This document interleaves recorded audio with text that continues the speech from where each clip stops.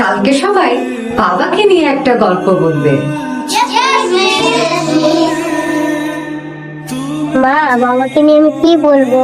এই দেখো, সবাই বলে আমি আমার বাবার মতো। বাবা আমার ড্রয়িং টিচার। এগুলো কি করছো? দুষ্টমি করলেও বাবা সবসময় আমাকে সেভ করে। তুমি বকা দিয়েছো?